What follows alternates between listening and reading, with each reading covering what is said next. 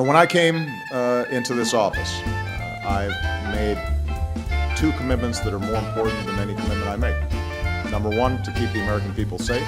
And number two, to uphold the Constitution. And that includes what I consider to be a constitutional right to privacy.